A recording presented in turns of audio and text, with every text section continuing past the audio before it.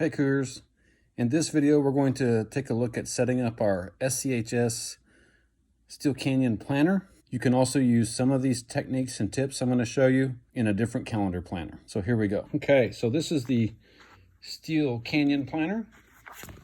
Got a nice cover to it. So first thing I would do, especially if you have not used yours yet, or if you've gotten one and you haven't used it, make sure that you do fill in your personal information. I would also put in my email, like your SCHS email. I would definitely put that. That would probably be just as helpful as a phone number. Basically, if you leave it behind or lose it, you want some way for somebody to message you and get this planner back to you. This planner does a good job of showing you how to work through school and process things. It has all kinds of things in here that are really useful. So you can read through those on your own time, okay? It talks about how to take notes, different kinds of study scheduling you can use, a place to take notes as far as what I'm doing for the week, okay? This might be a good place to put like a to-do list, but it's pretty short, so, but we are actually all the way in, all right, January. So what you'll notice with this calendar is, or this planner is, it leads with a full calendar. So you can put big dates on here. So once we find out, so for example, like school started on the 6th. So here's Wednesday. So the first day of class was here. And then we had Wednesday, Thursday, and then Friday.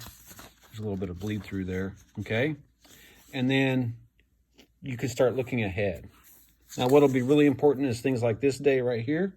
This day right here, there's probably not going to be school on that day. So you could sit down with the school calendar and actually map out when big things are that are going to happen, like when's the end of the quarter, that kind of a thing. All right, but we're not going to do that. That's something you can do in your own time. But one of the things I'm going to recommend is, and this is where this planner is really useful, is it has a weekly planner with space for classes, as well as blank space to use for however you need to use it. But the labels up here already have classes, but your class, we don't do classes like a normal school. So what I would recommend doing is you cross that out and you write block 1, block 2, block 3, and block 4. Okay? If you'll do that, then each day of the week you have your block 1, 2, 3, and 4. So it's not by topic, but by schedule during the day. I think that's how my brain would work, and I think that would help you if you did it that way. This section right here, you could set for extracurriculars, or you could plan your study time here, because there is an after-school section. Okay, we're not going to use the hall pass, so you can actually use that for whatever you want to use it for. Might even cross that out and put in what you want for that. And you can also make notes or comments on here as well. That's really for parent signatures, but we're not going to do that in this class. Not yet, anyway. All right, so this has Monday, Tuesday, Wednesday, Thursday, Friday. Now, we've actually already completed this week.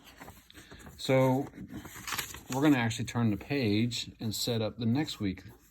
So we have block 1, block 2, block 3, and block 4. So you can do this wherever you feel appropriate. But for example, I know one of the things you're going to do this week is goal setting. So you have physics block 1, you would write goal setting, or whatever that assignment is.